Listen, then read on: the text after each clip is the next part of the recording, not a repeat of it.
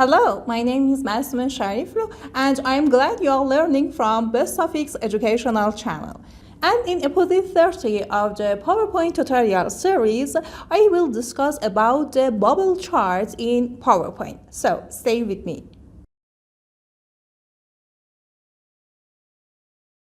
To have the bubble charts, you should edit from Insert Chart, select X, Y, Scatter. The two last options are for the bubble charts. One of them is the simple one, the other option is 3D, that I recommended not to use the 3D option. Select the simple and click on OK, and like all charts, when it is added to the slide, the Excel for adding the amount is opened for it, that in the X and Y part you can determine the place of these circles. For example, I changed the amount of X and Y for this chart, and for changing the size you can also change it by adding amount, like I changed it into 6 as you see the place and the size of this chart has changed. In this way you can enter your data and use this chart to show your data, and after the regulation of the chart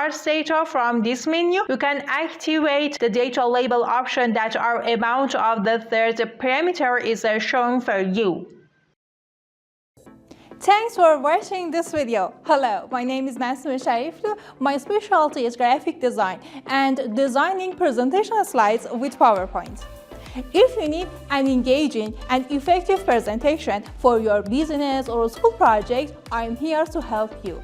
To contact me, you can send a message to the email or WhatsApp or Telegram number mentioned in the video description. I look forward to hearing from you and providing the best possible service in designing your presentation. Thanks for your attention.